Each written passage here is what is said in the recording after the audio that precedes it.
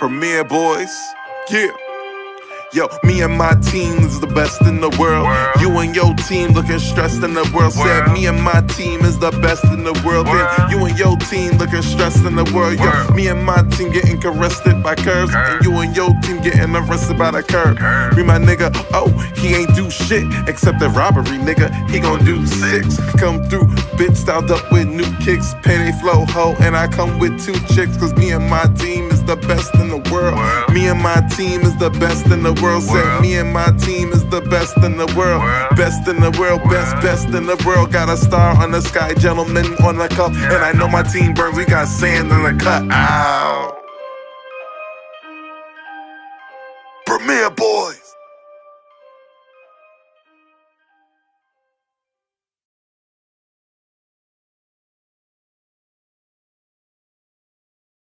Yes, hello everybody. Welcome to the Premier Boy Podcast, the season 3 finale of the Premier Boy Podcast. This is your boy Ken, aka Mr. Gentleman.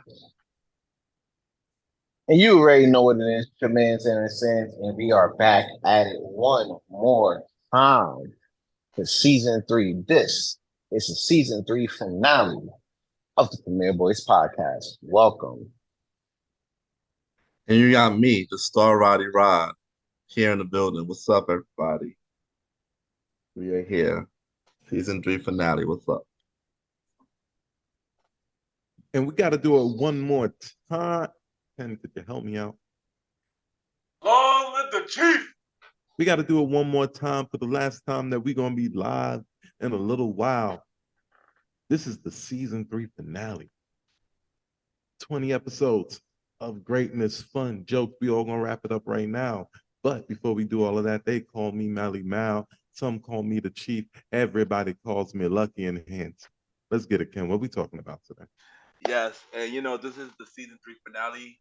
And we're gonna talk about how we feel about the season and all our growth and everything like that on the main event topic, which is us. But before we get to that, how everybody doing today? How y'all week? We've been pretty busy, I've been working, stressing, but looking forward to, wrapping this week up pretty positively and getting ready for not only Labor Day weekend, but also King Talk Season 4, which I can't wait to get into at the end of the podcast. I'll get more information on that. But other than that, just checking out some shows and everything like that. I recently caught up with the Ultimatum on Netflix, and basically, you got these couples coming on the show, and they got to figure out whether or not they want to be married or not. You know what I'm saying? They're trying to tie the knot, but so how they find out if they're ready or not is if they date the other couples. You know what I'm saying? So you gotta date the other couples, and then you go back dating your partner and do it. You know what I'm saying? Yeah. And I want to ask real quick. You know what I'm saying, guys? Would you would you take your shorty on an Ultimatum or a Temptation Island? Yo, I could give you 2 answers for that. 2 easy answers for that. Hell no. No for Ultimatum, no for Temptation Island, no for to Love Island, no to Love is Blind, no to The Bachelorette or The Bachelorette. Yeah, none of those. No. First of all, it's a lot of them. It's a lot. I'm aware of Love Island, Love is Blind, The Bachelor, and not a couple shows, but I'll just throw it out there just because. No, I'm not. Ken said he don't want it. No, but no, I would not bring my person to Temptation Island or Ultimatum or stuff like that. Nah. Or this other show, The Big D. There's another show that's out. Hey, yo, that's wild. No, that was the show called. That series is called The Big D. I'm dead serious. Yo, It's on Peacock. It's on Peacock. That's it. It's on Peacock. Oh, yeah. Of course it is. The D stand for divorce. D stand for Oh, divorce. it's divorce. It's divorce. Divorce. Okay. Get your mind out the gutter, son. Bro, you said that shit, bro. Come on, Hey, that's wild. that was the show. Hey, that was the show called. I didn't make the show, son. Y'all blame on USA and Peacock, son. They made that title. That's not me. That's not me. That's not me, son. Oh That's shoot, crazy. that funny. That I wouldn't go on those shows because oh shoot. it'd be boring for me. Be boring. I'm not stupid enough like to act like the stuff I do in that moment won't be on TV in 6 months. Sneaking in the private room. The private room ain't the private room. It's like the champagne room. There's no sex in the champagne room. You should not have sex in the private rooms. Niggas would know. Like, oh, what are we doing? And they be really digging that shit up like, oh, it's a safe space. Don't worry, nobody's watching. Nigga, Yeah. we are. We are watching, son. Exactly. The whole purpose for what you're doing is put on TV. What are we doing here? It's like on wrestling when they act like they telling their secret plan and ain't no camera there. The camera there. That's a fact, son. That's a fact. Damn, bro. But I definitely wouldn't say it. I look like it's one of them shows that like your girl would you just have more problems on top of more problems. Yeah. If you're already having problems. Yeah, yo, give me a yeah. Yeah. Yeah. Yeah. Yo, that's crazy though, because like I watch these shits, right? And I'm like, you know what? All the shit that be going on and everything like that, you know, on these shows, I can't see myself putting Bay on these shows talking about, oh, you gotta have an ultimatum. You know what I'm saying? And then let her go out here with these dudes, shit, try to, you know, sit there and let, you know, trying to get up in there. They ain't trying to let them in. So it's like, what are we doing? but That's great. So yeah, nah, Still bro. got that Like, in there. I peeped you. huh? You still got it in there. I peeped you. I had to pick it up though. Go I out, know I noticed it too, son. No comment. But how you but how you been doing, Bally? I'm feeling phenomenal. That's kind of all I got now. AJ Styles, there you go. You know, I'm sure this week, just like for anybody else, has had its ups and downs. But for the most part, you know, this is one more of those weeks of growth and discovery, like in the self-discovery process. I don't know, you know, I'll let y'all guys know, you know, over the course of the season, we just got a few different things going on. We got self-growth, we got self-care and all that stuff going on. You know, we're trying to take care of our mental, trying to take better care of our physical. We got a whole lot going on. And, you know, this is one of those weeks that let you know that, and I want everybody else to hear this, like, it's a journey. It's not like a direct path, if y'all know what I mean. Like, it's not, everything ain't gonna be linear up from the moment you decide you want your life to be better, or from the moment something changes and you have to get back to normal. But it will get back better than it was. But it won't be linear. So there are gonna be times where feels like you took a step back, like going plummet in a hole, you know. But there's always that get back that next day. You understand? That's a fact. Yeah, fact. Yeah, there you go. And what about you, Roddy? How you doing? Man, I just been having bad news after bad news, bro. Now somebody tried to fight me in the subway, so it's just not been a good week. Oh wow. Oh shit. What? Random dude said I look like I have Down syndrome, so I was ready to box his ass. Yeah, that messed up, son. Random stranger too. So yeah, that messed up. Sorry you had to go through that, son. Yeah, bro. Oh, that's crazy. What train? I'm sorry, but I'm here. What train? The 4 and 5 and Fulton. At Fulton in the city? Yeah. That's wild for real. I don't like that, yo. That's not cool. That's not cool at all. You know. Yeah, people these days crazy, son. Like disgusting, yo. People. The niggas ain't got no coof, especially in the city. Yeah, this whole migrant situation got the city just looking like a swamp of crazy people over there. Yeah, yeah. Yeah, it's just been having bad news after bad news. I'm just trying to lift myself out of the situation. Yeah, yeah, I completely understand, son. For me, my week been alright. Just trying to get my motivation back. I feel like I slowly finally back. I started working on season 7 of Mr. Gentleman, like the podcast. Which is premiering this Sunday, by the way. Also I just got my hair cut because I needed it because I needed it, and yeah, I just continue to stay focused and continue to get the life that I deserve and do all I can to get to that point. So that's where I'm at. Self growth, self care. Take care of yourself, and yeah, there you go, y'all. But in case y'all noticed, on our IG page, we've been doing some polls on what topic we should talk about because this episode pretty much is for the fans. You guys. That's so great. That's so amazing. Yes, to you, the fans. So We love the fans. yeah, this was a dig out for listen to us this season. Really been alive. We will get more deep into that, but we got our listener choice. So Sans, tell them anybody who need to pack it up this week. Yeah, real quick.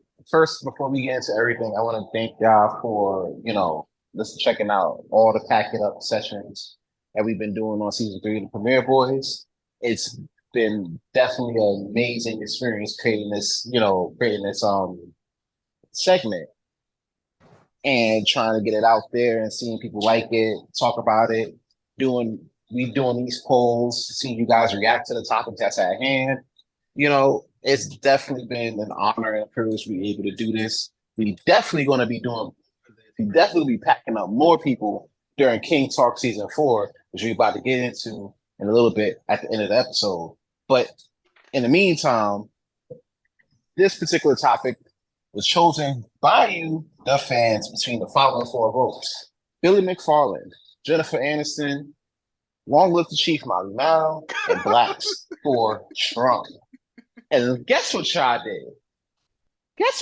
did? By an overwhelming margin, too.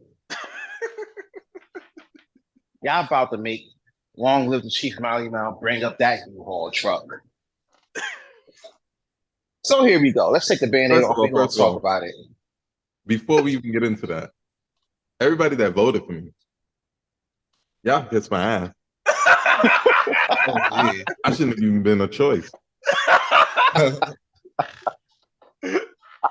When I was first of all, up there, y'all just gonna let Jennifer Aniston slide?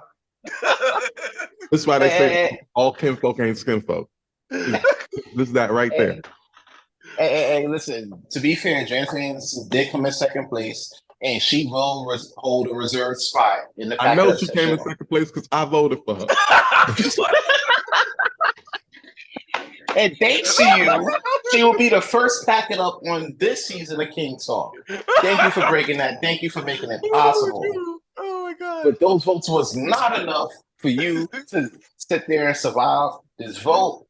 So on that note, I had to bring you to the table. Keep in mind, for every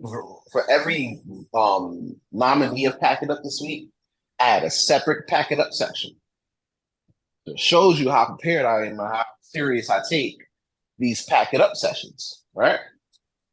So, over the course of the season,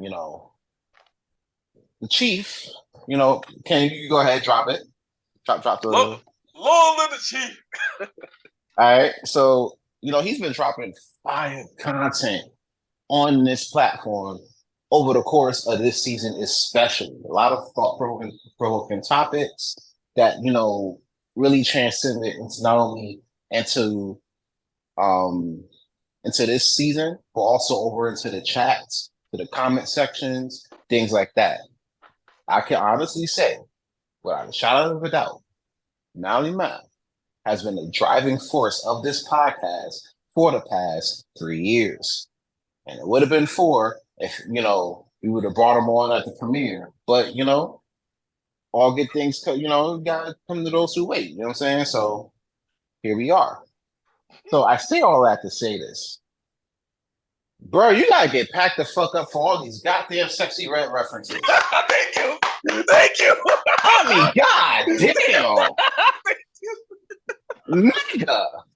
Like, you don't understand, bro. Like, I've been sitting on this shit since the first week, right? And I was like, nope, I'm not gonna say nothing. I'm not gonna say nothing. I was gonna shut the fuck up, not gonna say nothing. Because I'm a good friend. You know what I'm saying? I'm a good friend, right?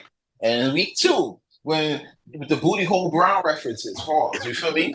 I was like, yo, I was like Terry Runnels in the Plain Rock for Hell episode. I was like, don't sell it. Don't sell it. You know what I'm saying? Like, don't sell it. And then my wife, my kind, loving wife is hearing me talk about this. You know what I'm saying? Matter of fact, no, that wasn't even that week 2. That was week 3 during the Vegas episode.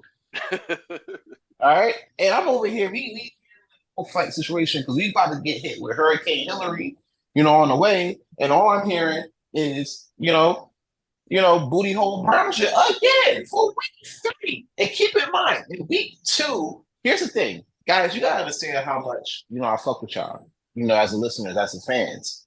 Because I check out, I read the comments that I leave on Good Pod, all the, outlets we do the pod. I read these comments and sometimes I screenshot them, I keep them in mind. So basically, I hear our fans, our loyal fans, bro, like David, shout out to him. Talk about this. I'm David like, boy. Right?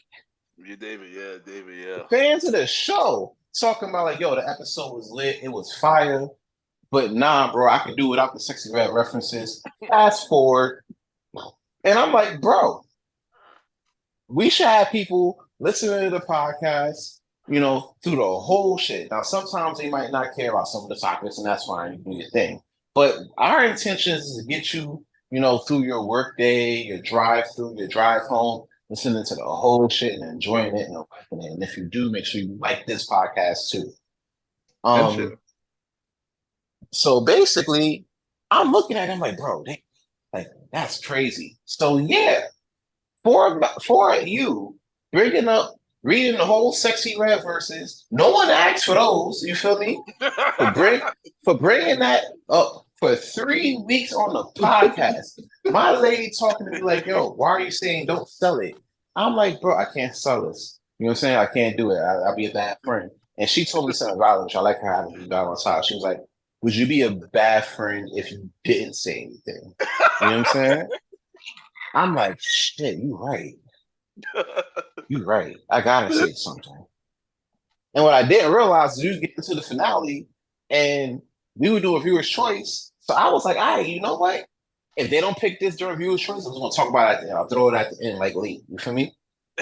And apparently you guys agreed too. God wanted me to talk about this. God needed me to talk about this. And so I'll oblige. So for you, dropping all of dumbass sexy red, references, reading the bars on 3 different occasions. Hold up, Ken. Long with the chief. Malimal, I'm gonna need you to take your ass to U-Haul. Get the biggest truck that you can find. It is the season finale. Get the biggest truck you can find. Get all the damn boxes. All size boxes. 8 by 11 by 13. 17 by 20 by 20. 20 by 20 by 20. 50 by 50. The dumbass TV oblong boxes. Put all the boxes on that truck. And then you drive that truck down to Atlanta. That's oddly specific. Right? Yeah. Down to Atlanta, right? Bankhead. And you get sexy red, right?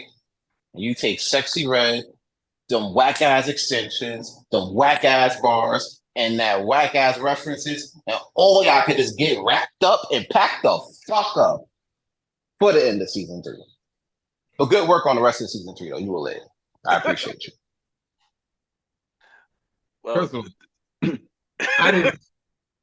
How I'm getting packed up for some shit I didn't do. You did that shit. Don't do Yeah. it. You did that No, shit. We got you hip-hop. on tape. And I had to let y'all know what it was. This is what's out right now. Right? You ain't had to do that. This is what's out right now. Look, this is what's outside right now. I'm standing outside. I can hear the song play.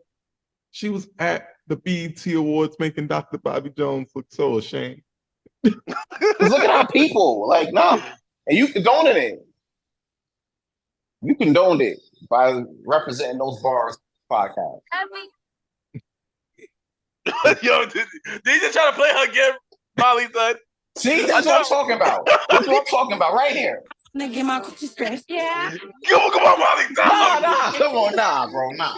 We don't need ain't no another fucking fan. way. We don't need another. We don't need it. We don't. Ain't no fucking way. You see what? Guys, Roddy, you see go. why I do what I do. Roddy, go. Roddy, go. Roddy, go. King Talk Season 4, September 1st. This is why I do what I do. Roddy, go. Oh, all right. So my viewer's choice was Fair Heights, City Rats, Elon Musk, and Instagram. And with the viewer's choice, that one was Instagram. So I gotta tell y'all, no, I'm not a fan of, I'm sort of not a fan of the Instagram updates. No. Now when you like somebody's stuff, it's like a big ass heart for some reason. Like, come on, that's just crazy. And when you message someone, they have to invite them into the message. So literally your shit could be sitting there if you really need to hit somebody up and it's really important. You might as well just get their number at this point because like you have to invite them and they have to message you back. But Instagram has this thing where like if people don't really fuck with you really hard, it goes into that weird message area where nobody sees it ever. You know what I'm talking about? The request message. Yeah, that's. I thought that was for people who not following you. I thought. Well, might be that too. Yeah, I thought it was people who not following you. I thought. But continue. Not might be that too. Might be that too. Yeah. But yeah. Also, it's like Instagram is like people could do. You could be who you want. Instagram, it could be totally fake. It's so weird. Like, just create a whole persona and create many pages you want on there. Yeah. And of course, the fact that I got in trouble sometimes because it would show that I'm online, but I definitely wasn't by my phone. And my shit would be showing green, and people are like, "Hey, why you didn't answer me?" I'm like, nigga, I was not even on my phone. Fuck. So that's why I don't like Instagram.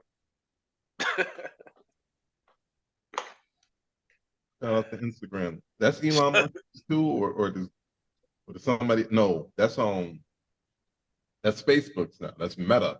Meta. What's that? Yeah, Meta, got WhatsApp, Instagram, Facebook. Trend. Trends is like it's failing right now. Threads. I mean, Threads look weird as hell. Niggas like X better. Oh my god.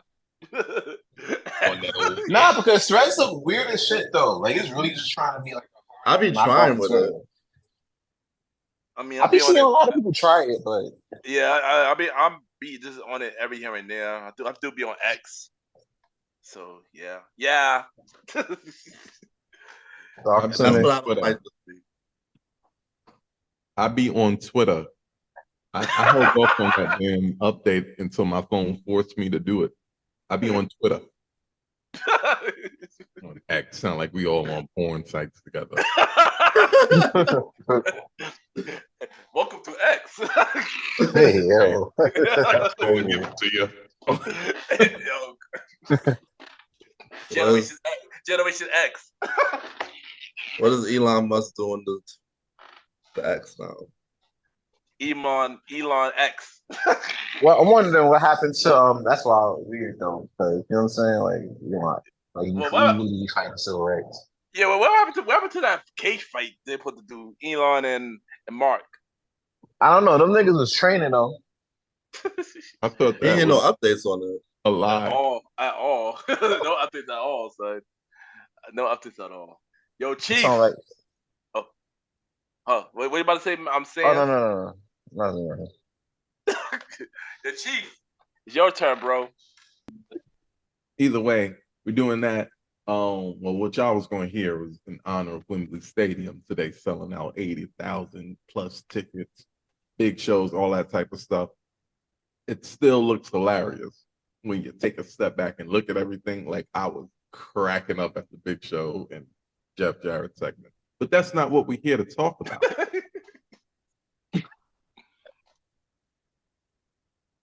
It's not. What we're here to talk about is what you picked as our Out of the Sky segment today. So basically for the Out of the Sky segment, see, the viewer's choice question came right at the right time because I'm thinking, I'm like, man, what do I finish off with? What has been hitting me? So I just go to Twitter and I refuse to call it the X. Go keep it a Twitter.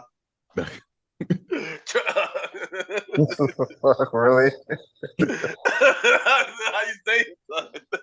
That's how it sounded to me. All seasons, son. That's how it sounds. And they took it away. Turned to X. Right. And I was looking at what has been twat in the world. And I just kind of build up, I see what's out there. I see what's being talked about. And I had a bunch of things that I wanted to talk about individually, wide and wide topics, small topics, things like that. And you guys helped me out because you gave me a reason to pick 4 of them and see which one won. See, between petulance, between asking, are you a misandrist, right? Not to be confused with a misogynist. Are you Claudine, the welfare queen, huh? And excuse me. And all these things. Because I definitely forgot the last one right off the top of my head. Ken, could you help me out, please? The red pill and cancel culture. Thank you, sir. And the red pill and cancel culture. My bad. Been dadding all day. A little tired. Right? So in the red pill and cancel culture, I really thought personally, maybe petulant would win. I'd get a chance to be a little bit petty up here. And just spend like 10 minutes being petty as hell. And it was gonna be fun. Had something ready for that. But what you guys did pick did surprise me, but it is a topic that we can really open up real quick. So the overwhelming majority picked Claudine, the welfare queen. Right? I get a chance to rewrite some of this propaganda that's kind of held about my people. And if you know anything about me, more than being petty to people on a podcast, I love to always do something and really talk about the image of our people. See, that's the type of thing that drives me in this life. So if we talk about Claudine, the welfare queen, we have to first explore what the hell I'm talking about in the first place. Let me ask you guys, fellas, do you know what I'm talking about when I say Claudine, the welfare queen? I got a pretty good idea. I think I do too. You mentioned the term before when you was on Mr. Gentleman, like the podcast, but you didn't want to dive into it because you didn't want to get canceled. You didn't want to get my show canceled at the time. This was 2019. Don't worry. The way I'm going to come into it, we can't possibly get canceled this time. No, exactly why we might have gotten canceled before, but right now, yeah, facts is on our side. So talk to me. Tell me what that thing is. All right, so we're talking about Claudine, the welfare queen, right? It's a reference to the movie Claudine, I think back in 1974 or 1978, give or take 1 or 2 years. Yeah, I love that. I love that movie, by the way. Love that movie. It's definitely like a top 5, not top 5, top 10 70s movie, top 10 Black 70s movie. James Earl Jones was in it. Shorty who I forgot Shorty Diana Claro. Diana Carroll, yeah. Diana Claro, there you Lauren, go. the father from Jackson 5 was in Yep, it. yep. Like there was a lot of stars that came up out of that movie, right? It was, Um, especially for what it was. and don't forget that song, yo, Curtis Mayfield song. Paris Mayfield and Gladys Knight carried that whole Yeah, fucking soundtrack. It was yeah. crazy. That's a Um, fact. That's a fact. and on top of that, it was an old school New York City movie. And Mm, if you know one thing about fans, you know I like about school New York City movies. You know? that's a fact. Yeah. So Correct. that's a whole thing. That hits home for me. Correct. Claudine is a 1974 American romantic comedy drama film. That's a lot. Yeah. It is a lot. God John damn. Barry. that movie, that movie is a classic. So I love that movie. My aunt and my father got me watching that movie. So yeah. See, the movie, directed by John Barry, starring Diane Carroll and James Earl Jones, is not about a welfare queen, but focuses on the life of a single mother living on welfare. Mm-hmm. The term welfare queen itself is a derogatory stereotype often used to describe a woman who supposedly abuses the system for personal gain. Mm. See, the movie itself even revolves around Claudine Price, a single mother of 6 children in Harlem, struggling to make ends meet while working as a housemaid and receiving welfare benefits to support her family. She hides her job from the welfare office to avoid losing her benefits, as there are strict rules. See, the story makes a turn where she meets a garbage man who's trying to give her the world, right? That's James Earl Jones. Now let's stop here, right? Let's go back up to that part about she hides her job from the welfare office to avoid losing her benefits, as there are strict rules that can penalize recipients for earning income. Let's stop right there. And the reason why I bring this up today, the reason why we're even going to talk about this today is because Claudine and the stereotype put on Claudine, because while the movie depicted a woman in the welfare system itself, it didn't depict her as the welfare queen, right? That was propagandized so much that I only think of that whole sentence. Why was it propagandized? Who was it making it look bad? Any guesses, fella?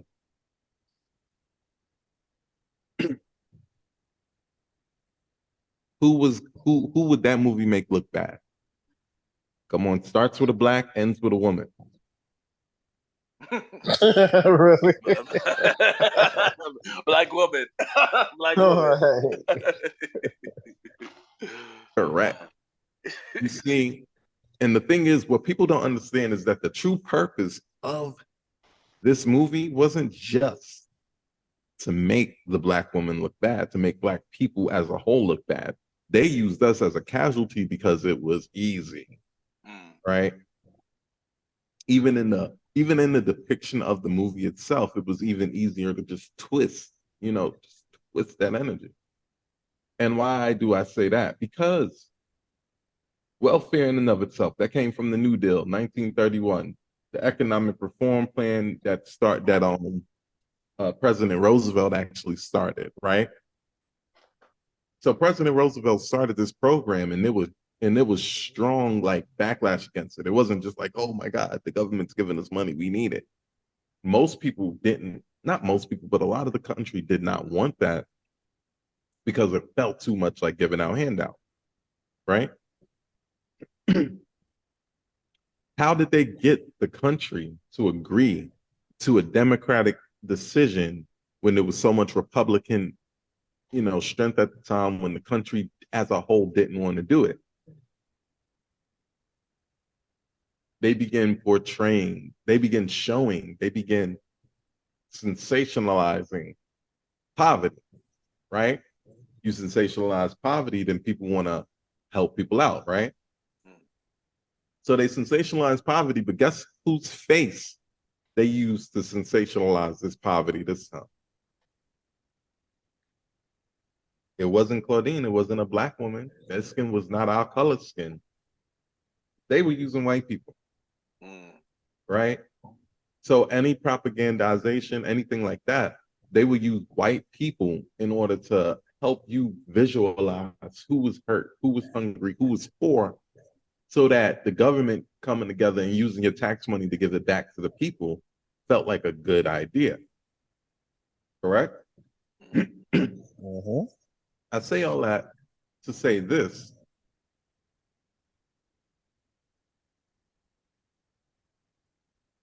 Why in the world, with all of this going on, in 2023, do we still look at Black people as welfare queens, kings, and all that stuff when we got overwhelming evidence that it is definitely not Black people at the most abusive of the system? Let me shift your attention. Multi-time NFL champion, 20-year-long veteran, freaking legend, Heisman Trophy, all of that. Mr. Brett Favre got in trouble for welfare fraud. That's a white man. Yes. And That's how a white man steals from the system. Yep. Very famous, very, very, very prominent. And we all know he should be at least rich. Multiple homes, stuff he can sell. He's on welfare. Let's shift your attention to the Ted DiBiase, both senior and junior. So this makes me laugh. What was Ted DiBiase Sr.'s tag name in wrestling? That man was $1 million man. The motherfucking $1 million man. This man had his own belt. Yeah. What was the belt name? The $1 million belt. Him and his son about to go to jail for welfare fraud in Missouri. Damn, that's what paid for the $1 million belt? They got some welfare. Bling, bling, bling. Right? Missouri is one of the poorest states in the entire country. And they're getting the money out of it, with some people who are actually in that state struggling, but still part of the infrastructure can't. But who's still Claudine the welfare queen? It's crazy. There are regularly, actually, like when I say regularly, definitely more than once, but cabals of Jewish families arrested for this. Mugshots, TV, all that. So you can't say I'm just making it up to be miserable towards them. This is the God's honest truth. On welfare with $1 million budgets, multiple homes, all of this, while people who really need it have to go through the ringer. Wow, it's one of the most underfunded places where you ever would work. First of all, the staffing is bad. They're undertrained. Second of all, they miss opportunities, like when people are really starving, when people are really hungry to get this, to try to reset their lives. They take advantage of it, and they make people like that not even want to do it, because it feels like another get-rich-quick scheme. It feels like a handout rather than what it is, just a soft landing that you should be able to receive in a country that has this level of prominence, power, and civilization. But guess when they start making Claudine, right? Guess when they start putting that bad paint on Claudine and using us as bait. So the country take the bait, right? The country take the bait that now welfare is a bad and abusable thing. They do that when they want to repeal the things that came in the New Deal. So guess that's 1974. That's Nixon time, getting close to Reagan time. Very Republican stronghold. Shoot, if we wouldn't have got Jimmy Carter, it would have been gone. I can guarantee you that. This is a very, very political one, but I always want to say this. Please watch what we're listening, taking in. Please watch the energy that you bring into yourselves, because you never know who's lying to you if you just peel back the onion. They make us think that just because there's a few people that can get over a little bit, have a little too many kids, do make some bad decisions and get on welfare, that we're the majority of people doing it. No, it's y'all rich motherfuckers. It's y'all motherfuckers that would make the picture of the abusers look like us when you want to turn it off now. because you're seeing too many of us figuring it out, and then more of us and more of us and more of us are becoming great. If you ever have to be on welfare or anything like that, I need you to stand up, be proud, whatever it takes, because you just finding a way to make a way. If you're a millionaire, you don't have to be on welfare. And that's my opinion, Scott. All right, there you go. Malimal, Out of the Sky. You know what? I gotta do a quick retort on that. You know what I'm saying? Because I definitely agree with a lot of touched on. It's either like when it comes down to assistance, right? Either you get help if you're really, really poor, and you get all the help in the world, and if you're rich, you don't need any help in the world because you're rich and you get to like work past the tax code. You know what I'm saying? The people that really need it is the niggas trying to build this shit and maintain it. Right. And the hard part is like the threshold at which you get it is too low in the country now. It's too low. Like if you're trying to make anything happen on $20,000 in America right now, you're basically dying. I need you to know that. So if they're trying to tell you you have to make that much in order to get any assistance from the greatest country in the world and also one of the most expensive, I think we need to review something. That's a fact. Yes, there you go. And now it's time for Mr. Gentleman Review of the Week. And also, as for my listener choice, here's my 4 that I would y'all to vote for.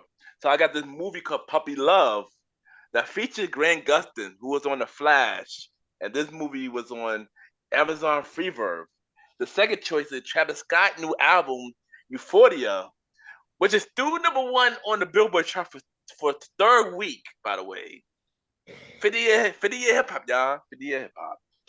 Next, we got Vacation Friends 2, that just came out recently.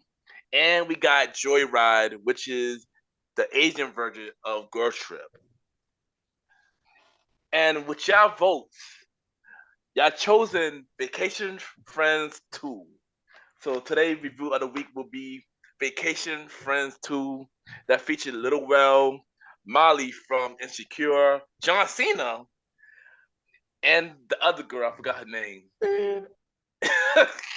And I seen the first one, and the first one was really good. I enjoyed it. Definitely would be a 4, bitches them in facts. Then I found out the second one that's on Hulu. I just saw this yesterday. I'm like, okay, I'm gonna take a Vacation Friends 2. And I watch it. And if anybody else watched it, I don't know how y'all feel about it, but if I had to say about my review about this, I didn't like it.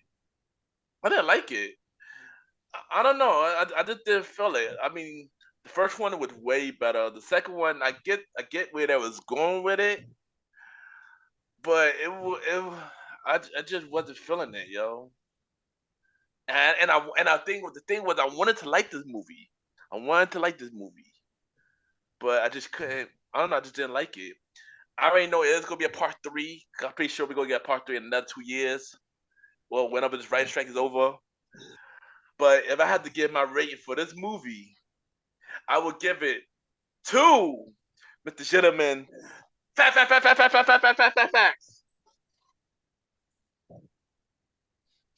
Facts. And that is today, Mr. Gentleman Review of the Week.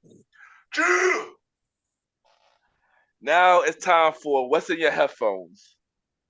So what's in your headphones this week, fellas? Start with Sands.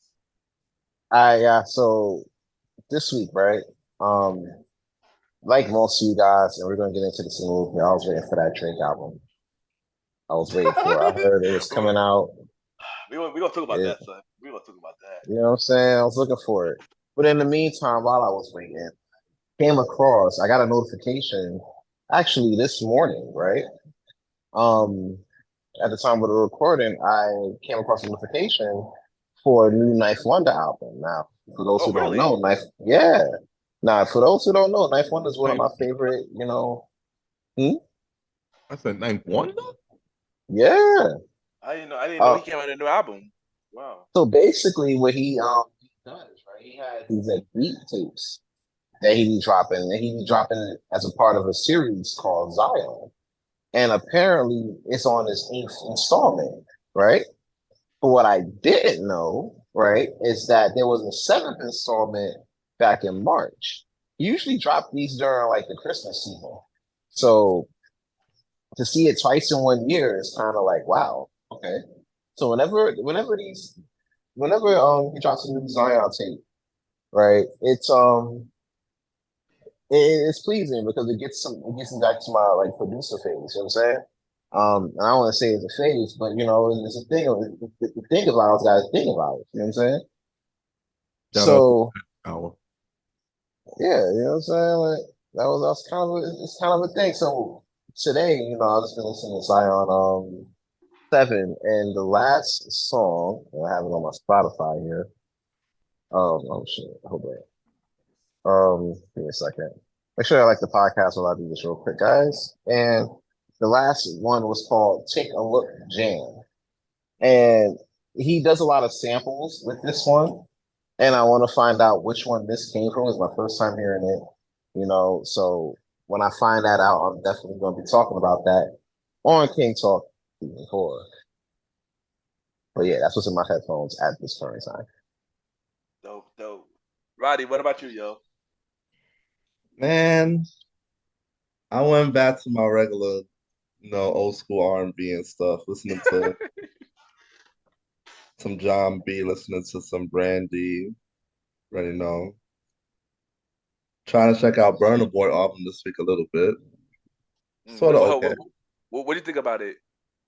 It's okay. Not too big on him as an artist, but he's okay to me. Listen to some Total, some throwback Bad Boy joints because you got that verses coming up, and that's it. There you go. Molly, what about you, yo? Listen, what's been in my headphones? This one is a guy my boy put me on. Shout out to CJ. Guy called Cochise. That's how you say it, right? It's one of the more newer things, one of the more modern things. Listen, I normally suggest y'all music where, you know, you got to sit down, you got to think about it, dissect it. You're going to find you a triple entendre, double entendre. This ain't that. This is far from that. Cochise, you can do Turn It Up. That's probably my favorite joint right now. If you want to just sit down and just vibe out, rock out, you know, have a good little party dance vibe in the modern day. And that's all that the music is about. Listen to a little bit of Cochise. It's fun, easy to get into. You ain't got to be the biggest thug in the world to understand what he's saying. It's mostly just get high and dance. Love that. And gotta give it up to two wrestling themes that just crossed my mind today. I watched the All In pre-show. Big Show new theme, really good. Like it. MJF Adam Cole combined theme.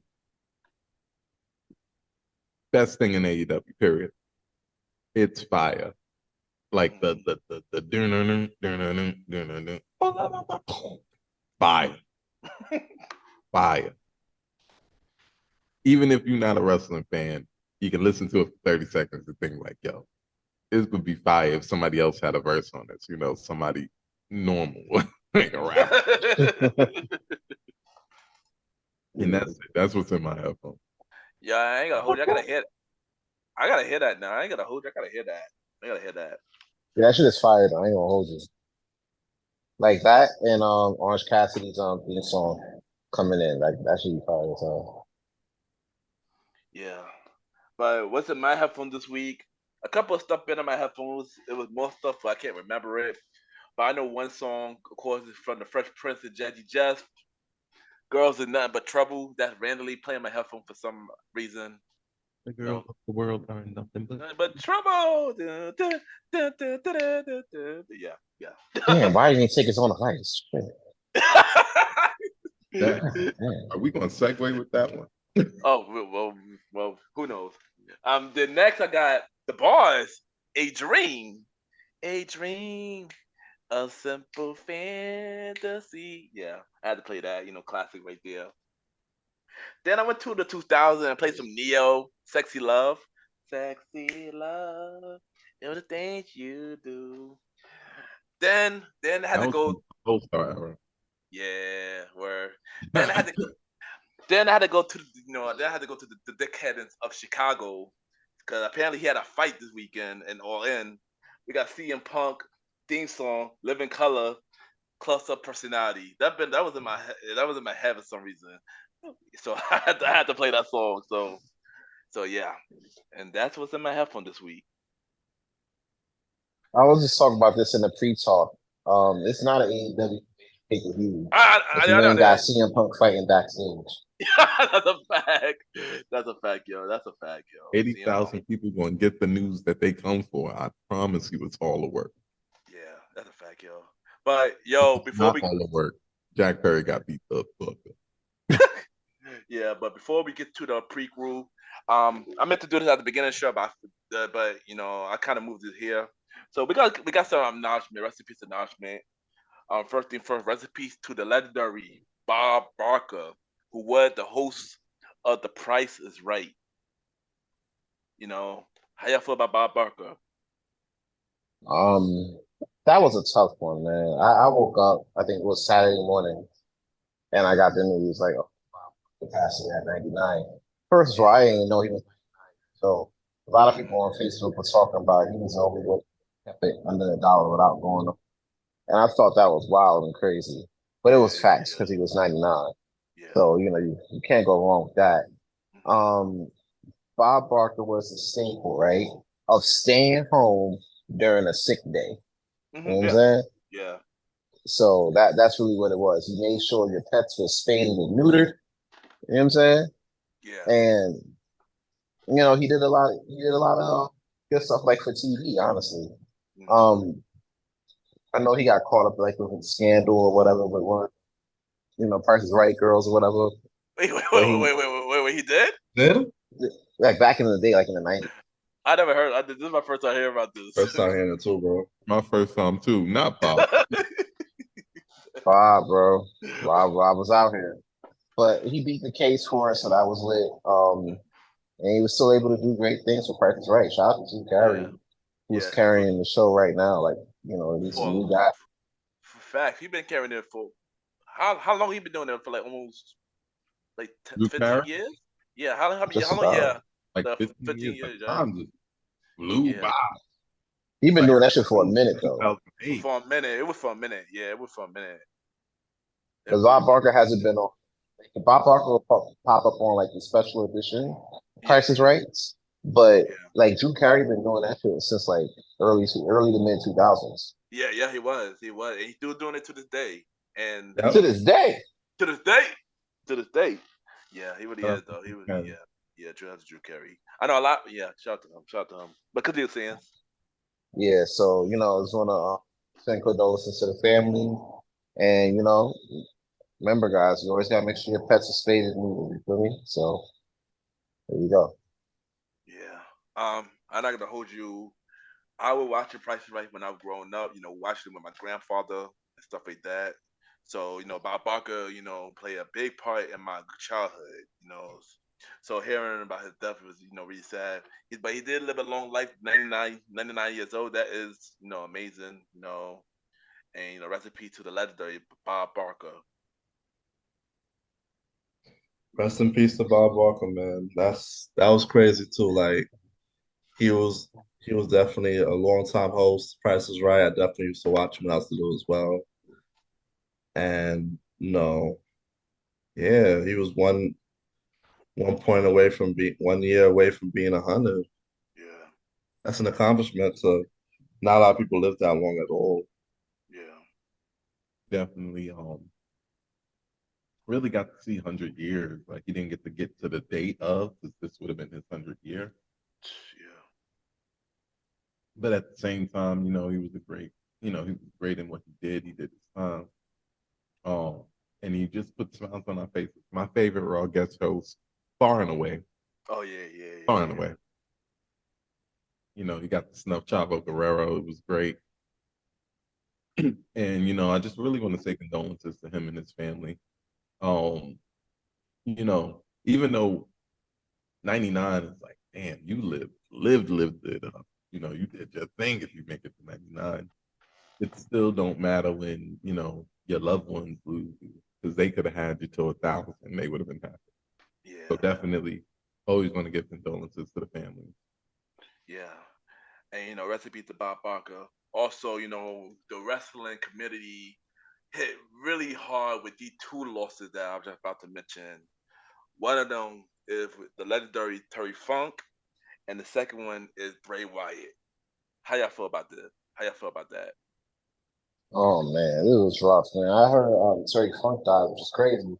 'Cause I just got finished watching him on Dark Side of the Ring, Mm-hmm. talking about Onita, and to find out that news, I was like, damn, that's crazy. Terry Funk died, but he lived a long life. He had a long his career, Yeah, WWE Hall of Famer, innovator of like hardcore. You know, people talk about Mick Foley and everything like that, yeah, but you got guys that you wouldn't have Mick Foley or Edge or a Perk Angle, you know, any of them boys. You know what I'm saying? You wouldn't have, you know, ECW really, yeah, you know, that whole concept without him. You know what I'm saying?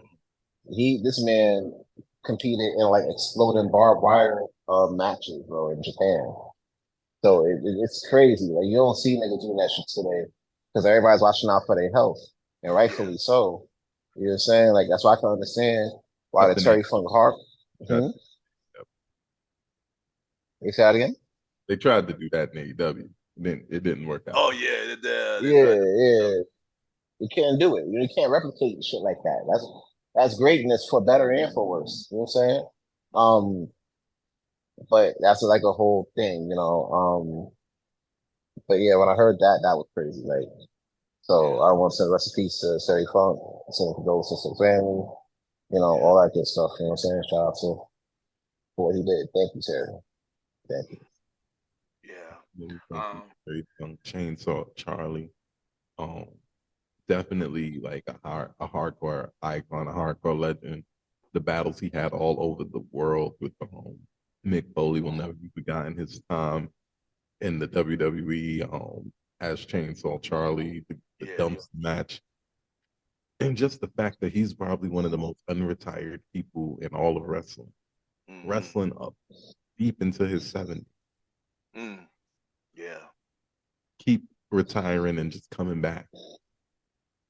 But he never had a real, truly bad showing. Just a much harder, hardcore, just a hard, gritty man. And I hope his family gets some solid. yeah. I agree. Keep his family in our prayers. Recipe Terry Funk.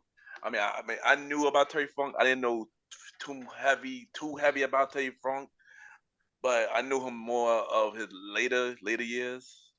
Yeah, but you did lost a legend, so recipe to Terry Funk. And now this second one, this one was really hard to believe. Bray Wyatt. Oh How y'all feel man, about Bray Wyatt? yo, I ain't gonna hold y'all. That came out of left field for me. You know what I'm saying? Like I was looking forward to a Terry Funk tribute. You know, when I came home that night because it happened the day before, and then next thing you Yeah, know, I'm on the train and I find out that Bray Wyatt passed away, and I'm like, bro, that's not true. You yeah. know, I ain't gonna hold you. I thought that was a rumor, I Mm-hmm. and did. then I'm hearing, I've been, I said I did too instantly. I know, yeah, me too. Me too. Me I was too. like, this is sick. People are sick out here. They're really saying Bray Wyatt died, and then I watch YouTube on the train ride back. So basically, I seen a lot of like the wrestling pods that I listen to that have like a YouTube channel or whatever, Mm-hmm. and I seen them breaking the story. You know what I'm saying? I saw Sean Ross Sapp, shout out to him, Yeah, yeah. Show break my the story definitely. on the whole passing of Bray Wyatt, you know what I'm saying? So it was kind of a when I seen that and then I see everybody talking about it, I was like, yo, this is serious. Like this is real. You know what I'm Yeah, saying? And all I did, right? I ain't gonna hold y'all. I haven't done this since Eddie. Honestly, I haven't done that since Chris before I found out everything happened. I shed a couple tears, man. yeah, yeah. I did because Mans was 36. You know what I'm saying? He was still active. We Son, just son, seen him. Oh, continue, my fault. Continue, son. Continue. We just seen him at the Rumble, Yeah. dark with at his dark match with LA Knight. LA Knight. Yeah, yeah. You know what I'm saying? Like that was kind of thing. He was supposed to fight Bobby Lashley at Mania, but he had Yeah. the health shit going on. You know what I'm Yeah. saying? Yeah. And it really reminded me of Brody because similar shit happened to him over in AEW. Yeah, that's a fact. Yeah, it really was the same thing. You know what I'm saying? Yeah. He was supposed to have a feud, I think, with Kobe. Idea. Yeah. Yeah. Just random took him out. 38 he was, and Bray was 36. Son, I'm a week older than Bray. I'm a week older than Bray. I just turned 35. My sister, God rest her soul, passed away at 36. Yeah. Like that's tough. When That is you, true. it's one thing when you live your life and it comes in like a Bob Barker or a Terry Funk. You know what I'm saying? Because you lived a full life. This man, Yeah. like, I can't say the best work that I've seen would have came from the Fiend because I was expecting so much more, I mean, yeah, exactly. and we'll never know. Yeah. And like, Yeah. we'll never know, and it's so sad. That shit broke my heart this week. I'm not gonna lie. And condolences out to his family too, and yeah, rest in peace. This Yeah. is Don't fuck. his family. He has 4 children that he left behind. Just almost in a blink. 4 children, a wife. Shout out to JoJo. Uh, and like for somebody to and remember he comes from a whole family. That's Oh, IRS. wrestling. Yeah. Mm-hmm. Believe. The Rotunda family, Yeah. and for something like that to just happen randomly, especially when he hadn't even peaked yet. Yeah. Like we haven't even seen Bray Wyatt. Like Bray Wyatt in all his forms have been around so long, and you still haven't seen him in his peak yet because he just became 36. Yeah. So like just for things to go this way, you never want to see that happen. You never do, whether you like what the character had going on or not, right? Yeah. You gotta respect the person behind the character, right? Like what he did with that, he took the supernatural character and went in the only direction he wanted to go into. And when I tell you, like, even though I'm not even a fan of the spooky wooky wrestling thing, because it's just trying to put a hat on the hat to me. Mhm. When I tell you he had so many things that had me engaged, like that last Inferno match, him and Randy Orton, they took full advantage of the fact that we didn't have people because it was during the pandemic, Mhm. and we got to see Randy Orton RKO a man that was on fire. Yeah, that was so fucking cool. I ain't gonna Yeah. hold you. Right. But that only happens in the mind of Bray Wyatt. So Yeah. does everything get its proper finality? No. But when the moments, that's what Bray Wyatt was about.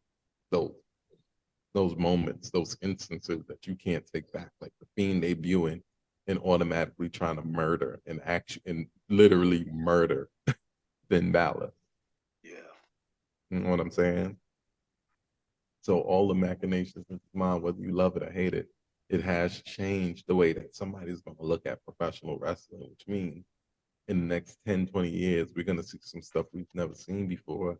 And that person's going to be like, yeah, I took inspiration from Thunder.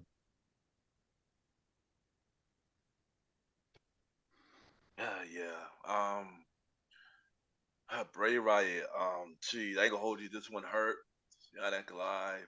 I found out Sam posted in the chat, and we were talking about the episode, and Sam was like, "Rest in peace to Bray Wyatt." And I was like, "Yo, stop lying."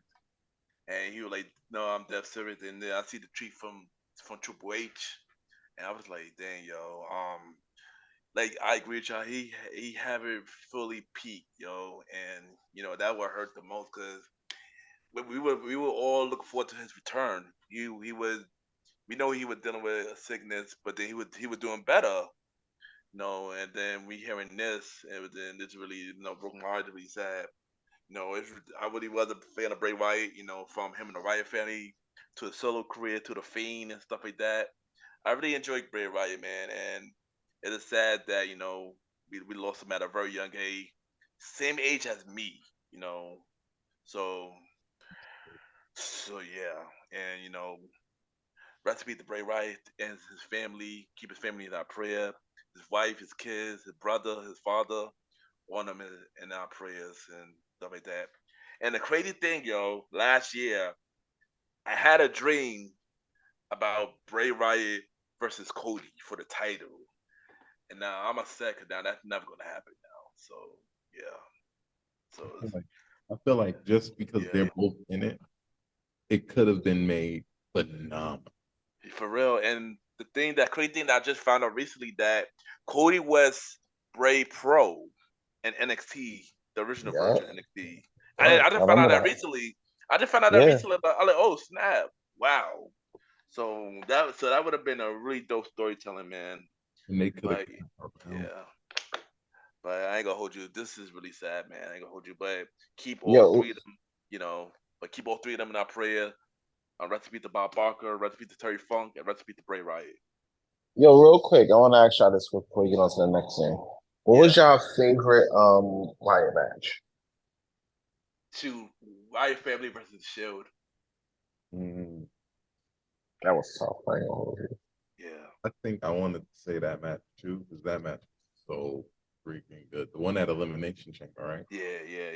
Yeah, that shit was fire. Like, Yeah. that's the match I would show people if I want to.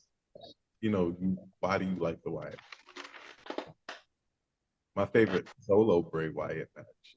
That's always hard. He had a lot of randomness in his match sometimes. The funny thing is, I feel like everybody hated the Hell in a Cell 2019 match, the way it finished. It made sense to me. I ain't like it, but it made sense. So I wasn't I seen exactly what he was trying to do, so it didn't bother me. But if I gotta pick a favorite match, seeing a nigga get RKO while he is on fire, that's stuck in my head forever. Yeah, that's definitely like a top three for me. I ain't gonna hold you. Yeah. Cause ain't no fucking way. You know what I'm saying? Ain't no fucking way. Should have I saved would it. have I would have to give it. It's a toss up. Like that, the Orton and Fiend home match is definitely a close second. But I'll have to give it a tie between the Shield and Wyatt family and Wyatt and Cena. Oh that one too. WrestleMania or the cage match? Yeah. That one. WrestleMania, Yeah. I agree with you on that too. So and not the WrestleMania where John Cena had to tap into his bad side too, which was a good match in its own right. Oh, you But talking about 36? I'm talking about, huh? You talking about 36? Yeah, the COVID version. Because mm, and I say that is because mainly it showed his creativity. yeah. Because we forget like how creative this dude is when it comes to, Very you know, very put creative. his own input. Very Yeah, creative, man. bro. Very creative, man. In that match, you could see like he kind of portrayed, and he didn't really have to do much with his shit, but he did Yeah. a lot with Cena because he really portrayed a lot of like Cena's like downfalls. You know what I'm saying? So if you look closely enough, you see Cena's downfalls, and then you see Bray's too. And then he came back as the Fiend, defeated him, and then that's that's until you got to I believe Ultimate Theory. I think that was the last time you saw Cena at Mania. Yeah. Yeah. So it was kind of a thing, but yeah, those were like my favorite matches. I wanted to see what y'all thought about it as well. But and guys, if you have any favorite matches of Bray you want to talk about in chat, you can always discuss it down in the comment section. Yeah. All right. Now it's time for the prequel. Small news that matters. So we got a few things for the prequel. First thing first, yo Drake, where the fucking album, son? For All the Dog was supposed to come out Friday, but it didn't come out. Drake, what's going on? What's going on? Do anybody know what's going on with Drake? So basically, what happened was Drake came out and said, "Hey, I didn't say the album would come out Friday. It was a rumor that the album came out Friday, right?" But he also said he's wrapping it up now and stuff prepared. So, yeah, but yeah. Yeah, I just heard he dropped merch. He dropped merch. He gonna feature all the dogs on the album, like Snoopy and and Brian and all them. And that's all I know.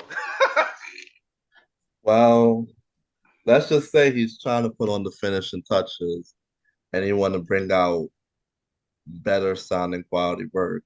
That's probably why he's holding off on Yeah. releasing it. Yeah, I heard that the album is coming out September, from what I heard now. Early September. No, is it me or is like all the veterans coming back in September? So we've been saying that for the last couple episodes that all of the veterans coming back between September and to the end of the year. Yeah, so that's the third veteran I heard with an album drop. And next, but there's a couple people coming out with albums. Next we got Diddy. He got a new album called Love the Album Off the Grid, coming out September 15th. How y'all feel about this album Off the Grid? I don't know. They be coming back with like a couple, right? I don't know. I thought his last one was his last one, but I guess he got another one in him. But shout out to him for that. What I will say is okay, living the truth. So living the truth, and that's all I'm gonna say about that. Because this album gonna feature Gotta Move On. Oh, we gotta move on. That song saying her hate so much. And the, and the other song he got on Act Bad? on this, huh? No. Act Bad? Oh, damn. No, that's City Girl. That's City Girl album, son. That's City Girl. No, it's a song. It was another song that Diddy came out with. It's his song too. Go on. No, but that's a City Girl, mainly a City Girl song. Act All right. Bad is a City Girl song, yeah. But remember, the Love album is supposed to be an R&B album, from what I heard. Oh, got it. Yeah, it's another song that Diddy came out with recently. Off that, I think it's called Hotel something. I don't know. Hotel something. Hotel 112. I don't know. Yo, Roddy, how you feel about this album that coming out? You looking forward to it? I'm looking forward to it. I just think that he's gonna have a lot of he's looking in the direction of R&B, which is trying to bring it back. So he's gonna have a lot of people that we know and love on the hooks, which has already happened with Gotta Move On. So I feel like it's gonna be a good listen. And he brought back a lot of producers. Like I saw a video with him with Stevie J. So he's gonna have a couple dance tracks too. Oh gosh. It's gonna be a full R&B album, I can see. Yeah. Cause the Love is he got an R&B Love label that. now called Love. Yeah, called Love. So I guess this the album that is debuting the Love. I'll listen. I mean, Hey, yo. I curious about it. So I guess I check it out. I'm curious about it. Oh, there you go. The song is called "Sex in the Porch," featured Party Next Door. That's that song. That also could be on the album. Sex in the Porch. Sex in the porch. That's have I to had hold sex on a porch. I get it. I fuck with it. Oh God. Here you go. porch. Okay, here you go. Here you go. Oh, That shit lit. Like, so Diddy's coming back dropping another random album just because I can, because that's really why Diddy drops the album. Literally only because he can. Yep, pretty much. Hopefully it'll be good because he has people. Maybe he's going the more DJ Khaled than himself on No Way Out route, where it's like other people doing it. Yeah, I think so. And also he also put on that album because he got that verses around the same time as well. The Diddy versus JD versus around that time. Oh. Yeah, so that's another thing too. That's another thing too to consider. Next, another veteran that come out with the album. We spoke about him in a couple episodes. Kanye West. And we talked about he having a new album, but we didn't know if the album was core or nothing. As of right now, we got a title. Yesuke. Yesuke. Are y'all looking forward to Yesuke? Yasuke, parodying Yasuke, the Black Japanese Yeah. The Black sportsman. Japanese, yeah. Gotta point that out there. I love the fact that he's showing love to Black caricature all over the world. Hate the fact that because I don't feel like you can go from Jesus to swordsman. Felt like he might have done that one out of order. I feel like you elevate, but that's neither here nor there. Yeah, yeah. I'll try to figure out what's going on with that. I agree with that. And my second question to this is, what type of album do you think this is gonna be? That's another thing with Kanye West. You'll never freaking know. Never. At all. I can't even predict it, and I'm hoping this will be like a homage to like his old shit. You know what I'm saying? Like I always hope for that, but then I get some bullshit, and I'll just be like, well, you know, I guess so. Yeah, for some reason, I think this is gonna be like a Yeezus album. For some reason, I feel like it'll be a Yeezus album. I don't know. I feel like it's based on the title. It gave me that vibe. I hope he make it available everywhere. Oh, that too. That too. That's another thing, son. Cause I'm not getting no album for no STEM players, son. Kanye, you bugging. You made a mistake last time. You made a mistake last time, son. I'm not. No, you bugging, my guy. You bugging, son. Nobody listens to that shit. No way on. No. Nobody listens to Sinclair. No way. If that's the case, I wait for it to get on YouTube, son. Like, it better not get on. Which will take months. My son got his copyright strike button. That's nice. Oh shit! But as far as that type of album, I would gander, right? Like I want to guess it's going to be him attempting to bring a futuristic sound to a futuristic sound, which is the type of thing he does. Maybe it'll be hip hop. It'll probably be hip hop based, but to call a lot of things, just pure hip hop, it's hard because he goes so many places.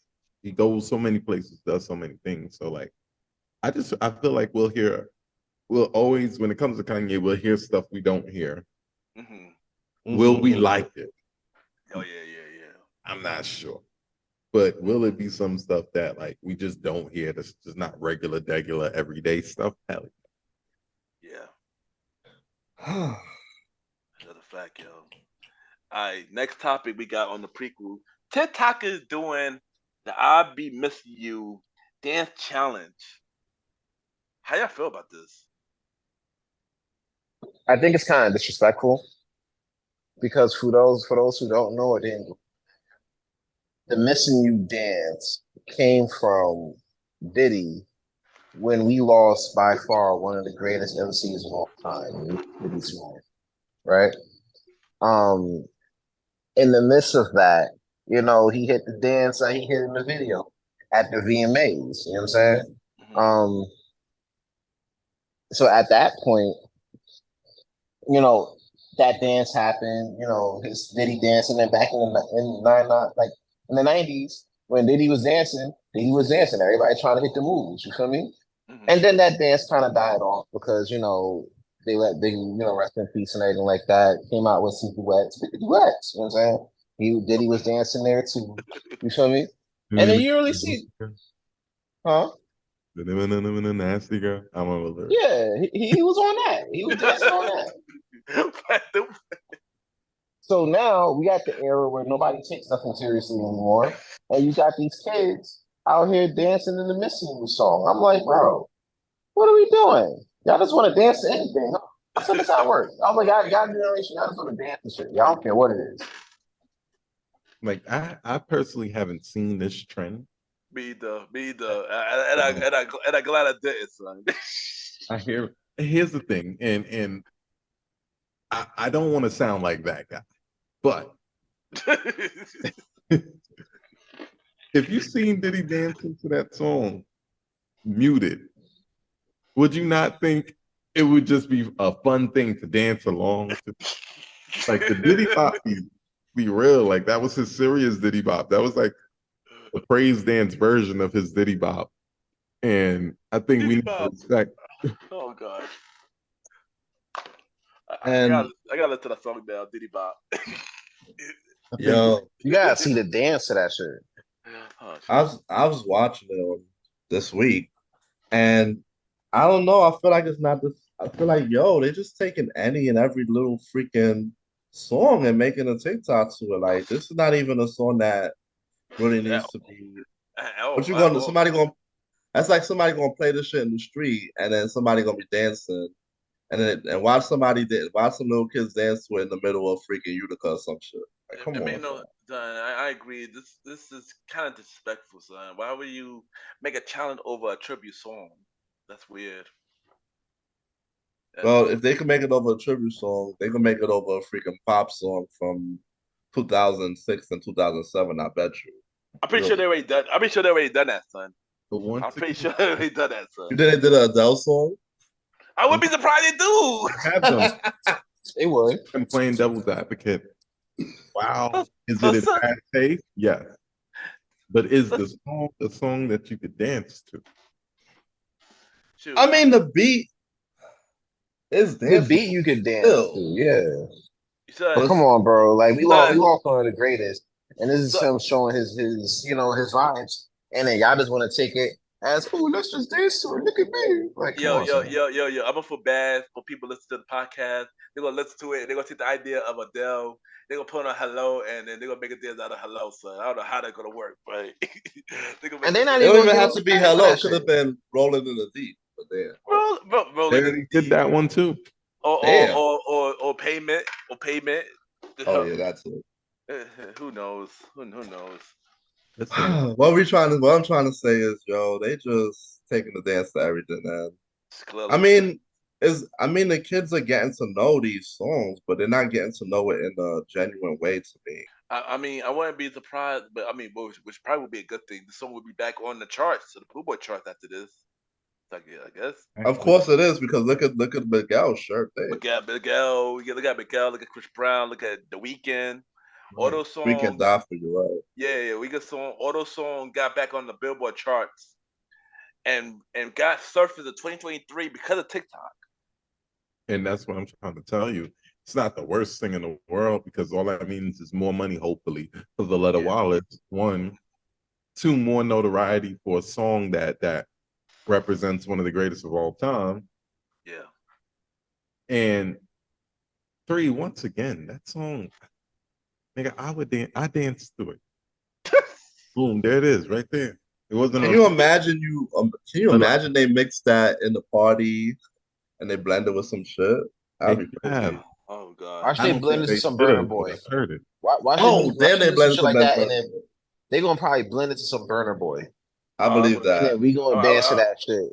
I wouldn't be surprised at this point. Or Wizkid, I right? could hear it coming right into Last. Oh yeah, definitely. Like Yeah, DJ would do that shit though. I wouldn't be surprised. Yo, son, y'all get all these songs famous. Y'all need to get Teddy Overload famous, son. Go get on TikTok and make that song famous, yo. I'm out to dance to it. Do it, son. Teddy Overload, do the Teddy Overload. Teddy Overload. Did we ever make a Teddy dance? No, we didn't. Nah, we never made a Teddy dance. We never made a Teddy Because dance. back then nobody was dancing. Nobody was trying to make dances. That's why. Except for you. They was dancing. Except for you. Except for you, Sid. Except for dance. you. The Dizzle dance. I was just trying to Yeah, dance just to dance. I was just trying to dance to be famous. Everybody got dances to be famous now. That's the thing. That is true. Yeah, we did do it for fun. We did do it for fun. Shit real fast. But I was trying to make sure I had a dance just in case I became famous. I make dances famous. Dances don't make me famous. There you go. Yeah. And the last thing off the prequel, we got Power Book 4 returning this Friday. How y'all feel about Power Book 4? I'll be honest with you. I gotta catch up on a few episodes of Power Book 4. But once I do, I think it's gonna be pretty lit. I can't wait to check out this next installment of Power and see where this shit goes. Yeah, I'm not gonna hold you. Power Book 4 was not the strongest power in the Power universe, but I am looking forward to see where season 2 could take us. I felt the same way about Raising Kanan, and season 2 blew out the park. So hoping Force do the same thing. You know what that it is when they do that? They just know they got you a little bit, Yeah, but they'll play the longer game, take longer to set up things. yeah. And if they do it right, it's bigger when the payoffs happen at the end of the season or the end of the show. That's a fact. That's a fact. That's a fact. Man, Power Book 4. I don't know. I thought it was really slow last season. Like too slow that it got boring.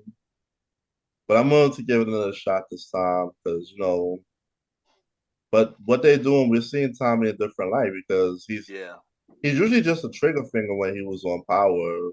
yeah, Now they're trying to draw a storyline more around him and what he's going through. And that's probably why it's just drawing out more and stuff because you get to see not just Tommy shooting people every 5 seconds and making out with chicks, but a little bit more. yeah. So we'll see. And you did never know. Remember, he passed things up with Tyreek. Hopefully, do you think we'll see a crossover with Tyreek going on Force with Braden? I mean, shit. Tyreek gonna need a new connect. Besides the fact that he gonna have a lot more to worry about than linking up with with his uncle. You feel me? He Yeah. got to figure out how to get to have Noma and all keep him off his back with him and his boy Braden. Feel me? But Yeah, but good before things. it wouldn't hurt to have some family by your side. You know what I'm saying? Yes. Because with family by the side, you really could indeed have the whole world. Yes. And the fact that they're going to war, they might need Tommy. So who knows? Maybe the season finale of Force, they meet up with Tyreek and Brady come to Chicago. Tyreek and Brady ask Tommy, y'all need help back in New York. I'm at war. Can you come help me out this time? Like, for real, help me out. I really need you. And maybe Tommy come and say, yeah, he'd be in for season 4. Who knows? That would be dope again. Bring him back again, even though he wasn't in season 3. But yeah, that would be And really Blanca. dope. Yeah, there you go, Blanca. Blanca was on both shows. We're gonna find out what happened to Tommy. Exactly. So with her putting the pieces together, that's gonna be interesting because she's not going back down till she get that W. Yeah. Yeah. So before we get to the main event topic, let's keep the family in Jacksonville in our prayers with what's going on out there right now. With the shooter killing black people and stuff like that. So let's keep people in Jacksonville in our prayers. Yes, it's a tough world out here, and there's a lot, especially in Florida, with the whole gun laws out there, people going crazy. In the midst of that, you get travesties like this. So, you just want to make sure, you definitely want to keep the families that's affected after the incidents in Jacksonville in our prayers and make sure the state keeps its head up. Yeah, agreed. 4 black people injured and dead. Like it's crazy, man. And these are like it seems to seem like you can't really be safe anywhere. You just got to keep your head up. I mean, you just got to be alert. That's the word I want to say, alert. Yeah. Because this is a store. I walk to the store almost every week, so yeah. It's a Dollar General that's happening. And honestly, that could be at anybody's dollar. Honestly, Here's the thing. It can be at any store, anytime. And that's why I still maintain that the most dangerous person walking around the United States of America is a young, armed white man that's mad at whatever you don't know he mad about. These people are hiding these agendas and going out and taking real lives. Shut the fact, yo. And No, say what you think. No, I was gonna say terrible, and it's like it's sad that racism is still going around. We spoke about racism last episode, but this is still sad, yo. It's ridiculous. Cause believe it or not, that is what this is about. So, yeah. Like, I'm still trying to see like how they know it as a hate crime, other than the fact that he just came in and only shot black people. I mean, that's pretty easy for me. I'll take that. And the crazy thing, this happened before, and it didn't happen before, like, and like recently, in another, or maybe this was last year, maybe in another It was like state. last year. I think I know what you're talking about. Yeah. Buffalo, right? Yeah, like Yeah, happened. Then that Buffalo was at the Yeah, that was last year. at the Tops at the yeah, at the supermarket.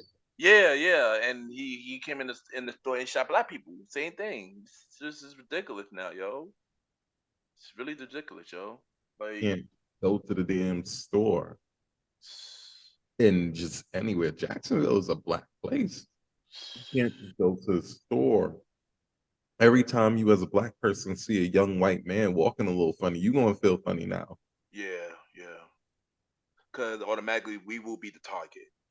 That's And true. I need y'all to know, and I'm sorry for any white people who don't deserve what I'm about to say, but if you get too shifty near me and I punch you in the face, I will not issue an apology until I know you ain't got a gun.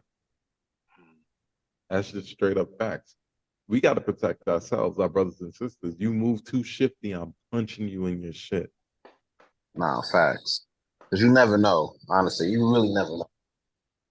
You never know. And it's not like the made up conjecture where they feel like, oh, you walk around our neighborhoods, they're gonna get robbed. Probably not, because they're afraid that you're gonna litigate. Nigga, we walk around your neighborhoods, we walk too close to your neighborhood, your quote unquote lone wolf might come out there and just start letting off rounds that they get legally. He got the gun legally. He got all that stuff legally. But yeah, man. But let's keep the families in Jacksonville in our prayers, man. This is a terrible thing that happened. Not gonna lie, terrible thing that happened. And now it's time for the main event topic, the last segment of the season, and what we're gonna talk about is us. So what I'm gonna say is how y'all feel about the season, and what is your top 3 episodes this season? Or maybe 3 or 5 episodes. Your favorite. Everybody can start first.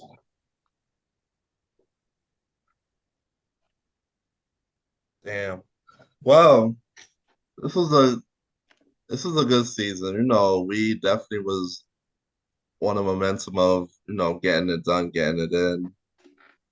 And it was good to see the growth of the fan interaction, you know, this season between, you know, the good pods, the Instagram comments and whatnot. So yeah, pretty for all the premiere boys and all the fans, we thank you. It was a big growth. Now the top 5 episodes I liked was Canceled, Selective Outrage, the Father's Day episode, The Big Pack It Up, and Truth Hurts. Those are my top 5. What made them the top 5? What was your favorite thing we spoke about on? Well, Canceled was a very fun episode that we talked about the canceled shows and we joked about the scandals that happened that got the shows canceled and whatnot. So that was actually a fun one. The Father's Day one was also fun as well because y'all was just going in on freaking all the TV dads and stuff. And you made a rant about Carl Winslow for like a good 10 minutes. And I was pissed about that. Selective Outrage. We were just going in about the special for the Chris Rock and stuff, you know, and all the premiere news was kind of dope. The Big Pack It Up.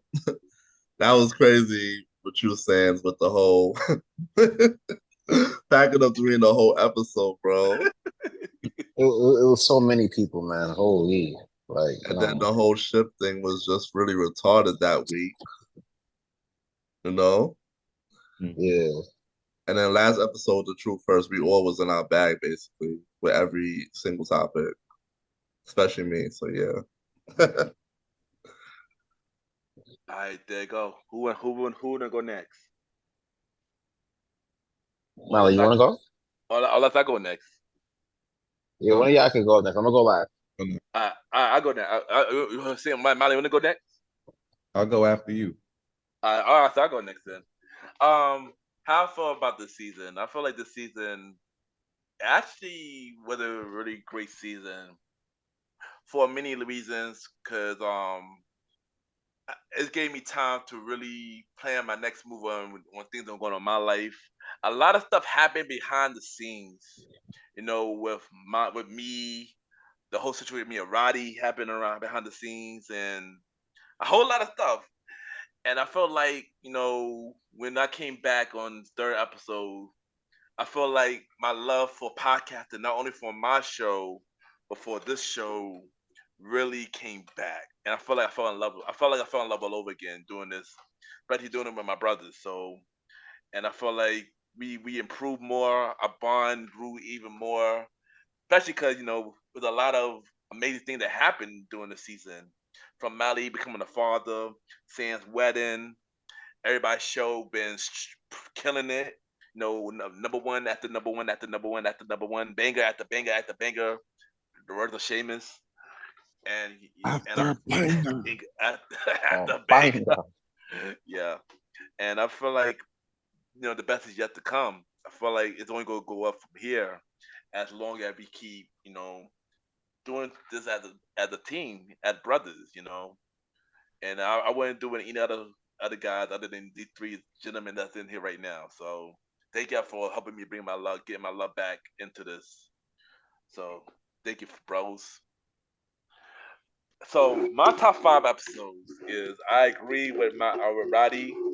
Canceled was one of my favorite episodes this season. I like the conversation where we talk about the canceled shows, and also it was my official return. So this was my official return. So this was one of my favorite episodes. Second was Brotherhood Therapy, Volume 1, when we discussed about the breakup, our breakups, and basically every relationship that we dealt with. It was basically us just bringing brothers having a regular conversation. So that was another one that I enjoyed this season. The next episode was the delusional episode. That was probably one of the funniest episodes we had this season, especially with Sands and Mali. Both y'all were going in on this episode, and it was also a good episode because Mali returned after he became a father. So that was a really dope episode. I agree with Roddy again. The Father's Day episode, Brotherhood Therapy Volume 2, Life, Hip Hop, and BS. With we talk about hip hop, we talk about TV dads, and it was a fun episode. And my number 5, what I had to say for my number 5? I had to say Truth Hurts as well. It was one of our controversial episodes this season, because we had like probably 3 or 4 controversial episodes this season. And I also got a chance to say F Cardi B. So yeah. There you go. That's wild. There you go, my top 5 favorite episode of the season. True. You can't just wait for that. Like, I really can't, son. I think I said it was 2 episodes. I said F Cardi B this season. I think that was one. I think with the TV of the Brotherhood Therapy, I think with the episode. Oh yeah, because we did the Rolling Stones that episode. Oh right? yeah, I had a ball. I had a ball through that episode. Next, Valley, go, Valley. All right, so if I had to start at number 5, I would go New Year, New Us, the first episode of the season. Right. We had a long break. Honestly, that one's special to me because it was just us really vamping, coming back together, saying how life has been, and we had been through some really crazy stuff even up to that point. You understand what I'm saying? I was just going back looking at some of the things, even looking at some of the comments that get left, and just hearing the stuff and how it affects other people. It just it blows my mind a little bit, and I'm so grateful to be able to just sit down and have the time, space, to do this with you guys once a week. Yeah. Also, that was the first episode that I wasn't there. That was Ken's first non-here episode. I remember we did that episode, and I was trying to do everybody do the Aka MrGentleman Presents. Sound like Excalibur from AEW. I remember that. I was listening like, what? You got my show as wrong. I was going through the whole shit. Like, at the end, this is, you know what I'm saying? I'm just running through it. You feel me? Like, boy, was I wrong. Shit. Continue saying. Continue. I mean, Mally, my fault. Mally, continue, Mally. You give away my spotlight. Listen. Number 4 might have to be a major step back. I love when we get into these, and y'all know I could talk a little bit. Yeah, so I love when we get into some of the wordier discussions. Some just give me an opportunity to shine light on topics that we don't always get to shine light on. I love those type of episodes. Number 3 would definitely have to be the Brotherhood Therapy Volume 2. For me, that was spiritually the Father's Day episode, and we got to talk a lot about those things, and it was special because it was my first Father's Day, and I don't want to make this about me or anything, but that was huge for me. It was like, like this little bit of consistency along with everything keeps me in the regular pace I was. It kind of helps me stay grounded with everything that's going on with this, with a new family and everything like that. It just helps me make sure I don't lose me in the process of trying to gain. Number 2, and this one's a tough one, right? For number 2, I got to go with Selective Outright. That was me. That was Sam. That was Star. Having fun. We really got to talk about a lot of things. We got to talk about music on this episode in a way that we don't, like in ways that we didn't get to talk about it. We was sneaking back, we were just wilding out because it was like Big Brother wasn't here. Executive. Yeah, I wasn't here. I wasn't feeling good that episode. I wasn't here for that one. I wasn't feeling good that one. And that was a fun episode. And my top number 1 episode, it was really between Truth Hurts and Delusional. They gotta go with Delusional. Had a lot of fun. I got to do the extra long out of the sky. The over 30 minutes out of the sky. That was like a preview of just a bridge. If you wanted to get a preview of the bridge, I'll just say that. The trilogy. The trilogy. Right. And I guess so, but it was fun, man. We had a bunch of fun. That was fun. That was fun. I think how did we get to do 2 segments? I think I think I remember because you wasn't here for the last couple of weeks because you were doing the father we prepared to become a father.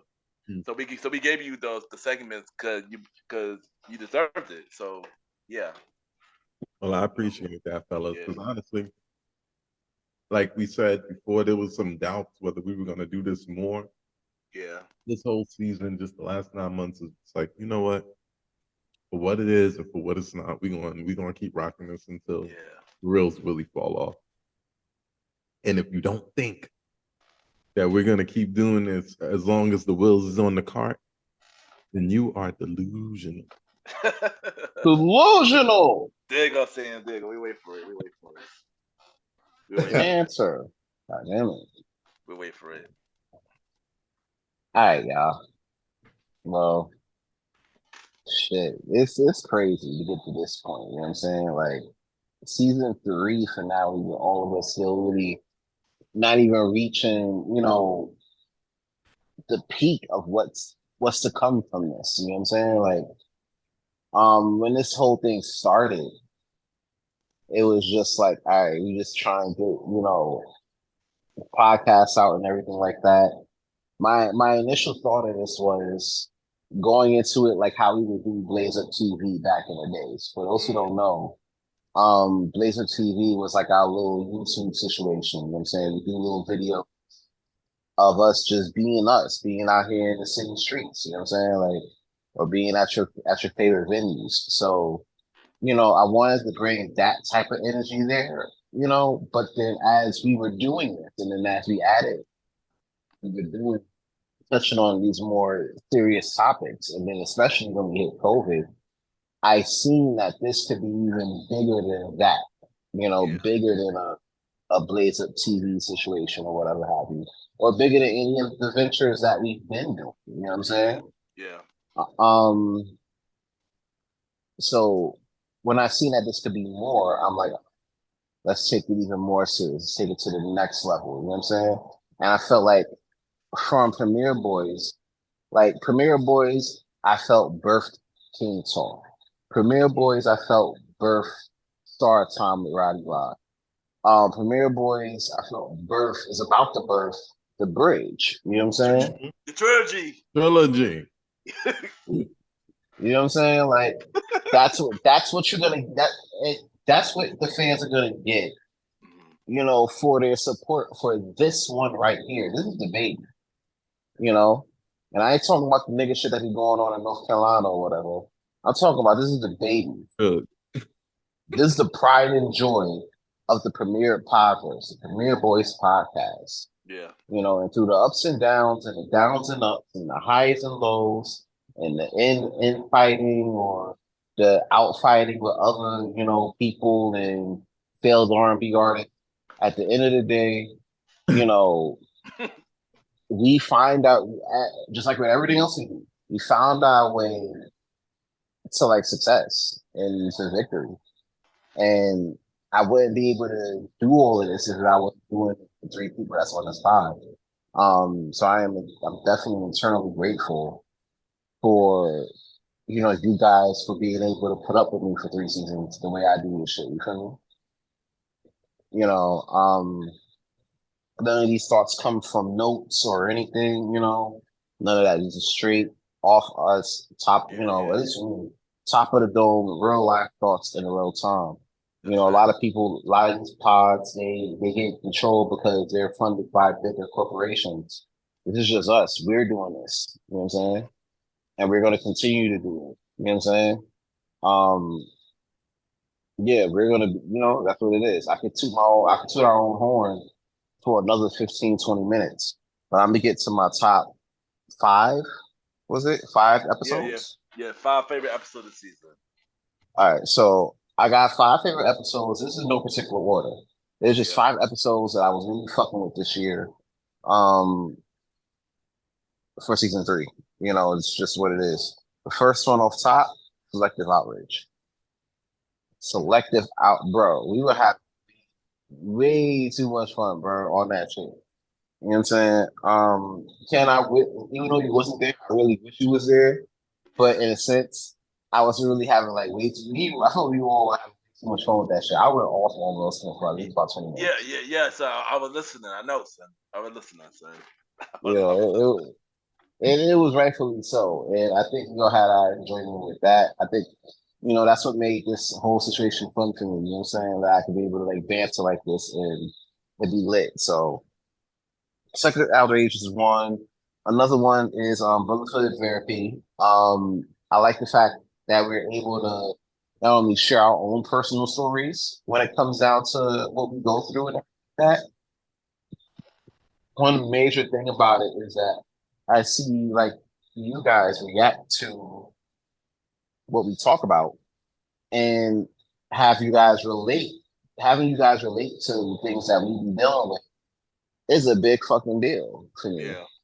And it lets me know personally that the shit that I'm going through, whether it be work, personal, what have you, like you're not alone in this. You are not alone in that, And I want people to remember that because sometimes we do find ourselves in those spaces, in those dark spaces, and we shouldn't be. So that's the second one. The third one, I'm gonna say cancel, right? Because this is when you were coming back, Yeah, or we yeah. were discussing getting ready for you to come back. No. I returned. No, I returned. Oh, this you came. Oh, this when you came back and you were I wondering, came back. why you came Yeah, back. Nah, for real. yeah. Because I was like, bro, why? You know what I'm saying? Like, you You don't did. you usually You don't did. take breaks. And at the Yeah. time, like, we was trying to go through the whole, you know, go through the whole motions of starting season 3 and us being actually doing the shit together. So that was a good thing. Yeah. I'm glad we were able to get it out because I felt like that right there was the start of everything that, Yeah. everything that happened for this season. You know what I'm saying? That's a fact, yo. Um, my next one is True Hurts because Roddy was wilding on that shit like crazy, bro. Like he, like at that point, right? I felt like he had it up to here with big girls. Like that was enough. Like, he had enough. No, I You know think what it I'm was saying? just I think it was just It's Lizzo. Yeah, Lizzo. but it's just Lizzo, son. It was just Probably so. You're definitely right about that. He definitely had enough of Lizzo, but I don't know. I think I don't know. He's probably trying to expand on that, and I was like, I don't know. A Little little bit, shaky there, but and it's all good. I'm glad you were able to. You know what I'm saying? Unlike the professionals on reality TV shows, this is a safe space. it's So more about how she was trying to portray the world I was pissed off about. Not really aiming more at the big girls because what she was portraying. But yeah, go on. no, that's fair. Um, But I like the fact that we were able to really listen about a lot of topics there.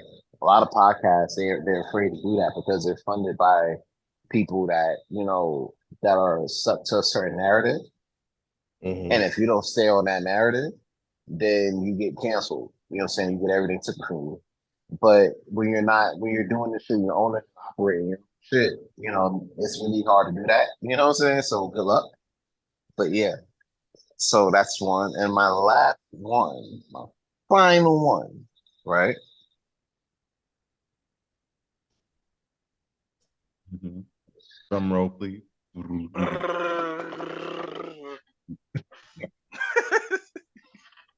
Delusional. Of course. Delusional. Because no, like there were so many true points into that one. You know what I'm saying? I felt like, yo, listen, we got into music in a real you got into like music in a real deep way. We talked about, the delusional mindset a lot of times. A lot of people don't address, but I'm glad that we do. And we try at the end of the day, that really boils down to what we do here. We keep things above, we tell the truth no matter who it is. And, we try to entertain, but we also try to, you know, help you guys learn a little bit as you go about your day or your night or whenever you're listening to the pod. So, you know, um, yeah, those are my top 5 episodes. And I really just want to thank y'all for, really listening and making sure every episode this week, every episode this season, damn near, went #1 That's on a our fact, respective yo. charts. That's Right. a fact. So, That's a fact, yo. Literally, almost episode this season, except for maybe two, went to #1 on Good Pod for top 100 episode indie charts. So, for real, y'all, thank y'all for really supporting us this season, and we got many more to come for season 4 and many more. So, yeah, thank y'all for real. Oh yeah, I'm not. Oh yeah, let's not forget the power review stuff too. Yeah. We gonna have more That power was review good. whenever. Yeah, just know for season 4, you expect more power reviews. You expect more segments. You expect more topics. You expect more controversies. You expect more brotherhood conversation because we got a lot more brotherhood conversation coming for season 4. One thing, And one thing that changed with this season is everybody had their own separate segments. So yeah. the input was more. I was enjoying it because the input was more open for everybody due to segments. Yeah, and honestly, I wanted that for everybody. So I'm glad that it worked out, and we gonna do more of that now. So because honestly, the Premier Boys is all four of us. So yeah, yeah, Yeah, yeah. Yo, what one last time? Yeah. yeah. Yeah. And that is the Premier Boys podcast. Thank you, everybody, to listening and enjoying this season of Premier Podcast. It's really been an enjoyable season. Thank you, the fans, for just supporting us. And we know, like I said, we got more to come. This is your boy Ken, aka Mr. Gentleman. Follow me on IG, Ken _ Mr. Gentleman. I repeat, Ken, KEN _ Mr. MR Gentleman, GENTLEMAN.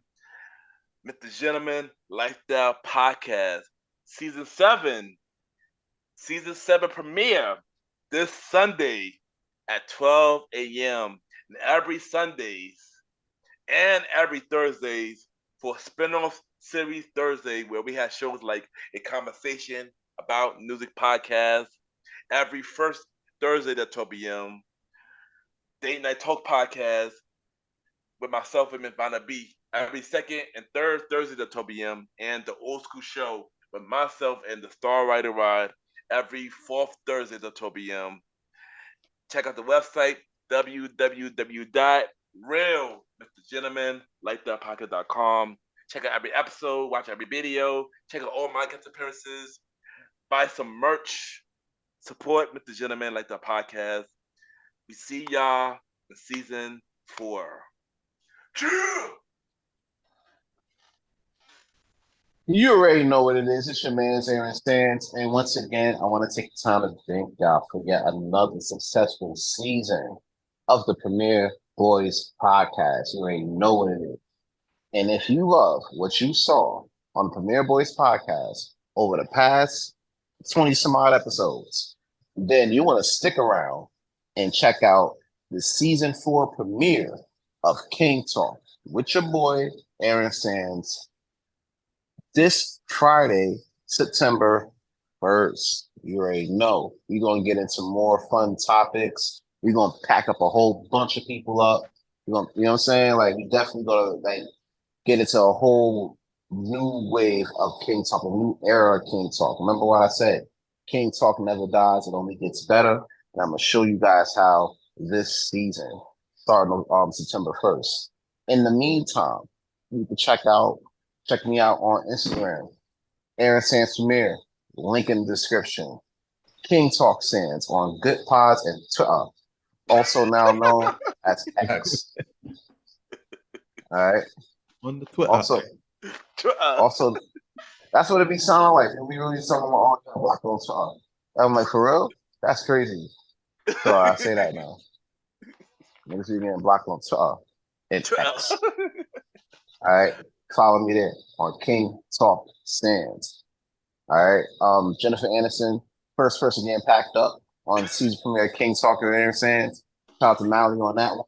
Keep up the good work, bro. And until season 4, matter of fact, fuck all that. Until Friday, you already know what it is. King Talk Sands. Out of here. And you got me, the Star Roddy Rod. It's a good season, So thank y'all all for checking us out. Don't forget to like, share, subscribe wherever you're listening to this.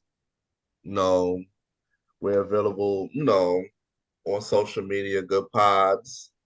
But follow me on StarTime Roddy, Star.Time Roddy on Instagram.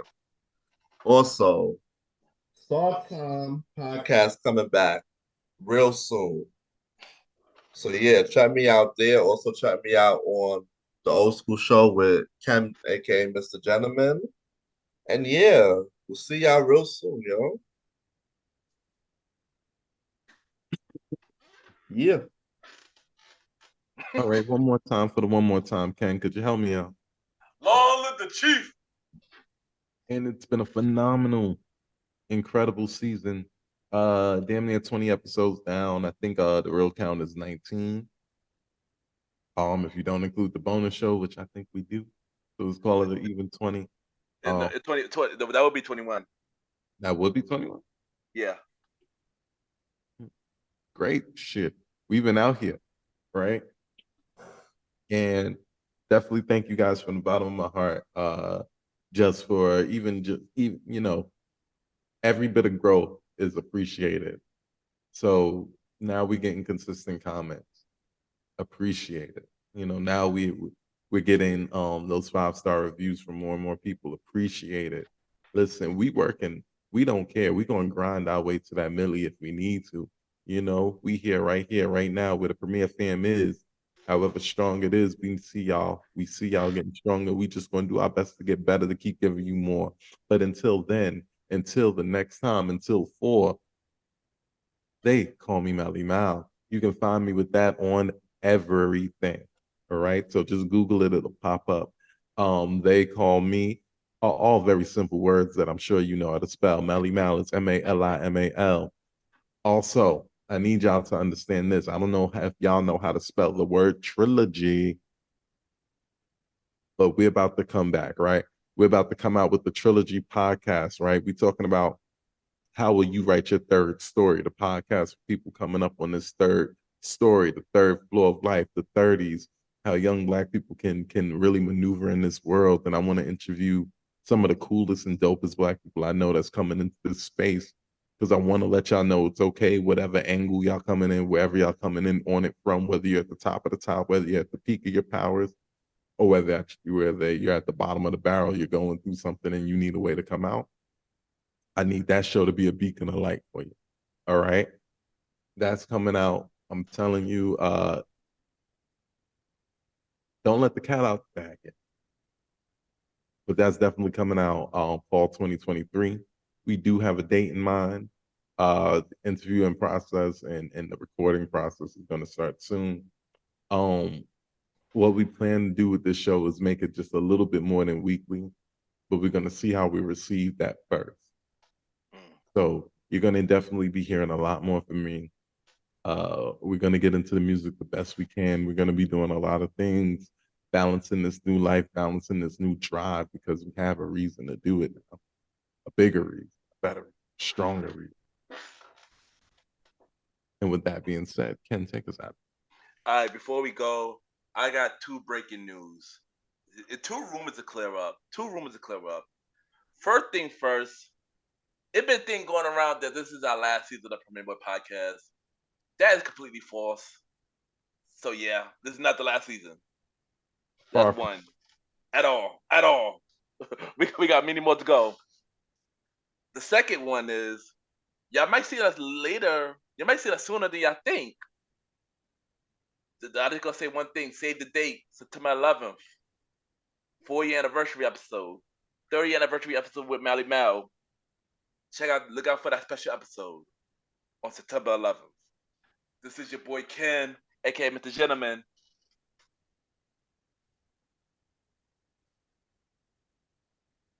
And this is your man Aaron saying, King Talk saying. It's your boy the Wait, hold on. Oh, sure. Yeah. I step away for 2 seconds, right? And see, this is why we gotta tune in and pack it up, because shit like this. All right. This your man's Aaron Sands. We'll see you Friday. It's your boy the star Roddy. Yo. We are out of here, man. So. First of all, that was more than 2 seconds, but they call me Malimal. Yeah, please. Long the Chief. They call me Malimal, and this has been season 4. Damn. 3. This has been season 3. I knew I messed up soon as I said, because I'm looking forward to season 4. We looking forward to the future around here. Let's go on this road to this milli, guys. Let's get it. Facts. And check out our anniversary episode, September 11th. And we will reveal the release date for season 4 of the Premier Boy Podcast. True. Yeah. Yeah. Never about to say. Yeah. Thank you for the remainder of the season, y'all.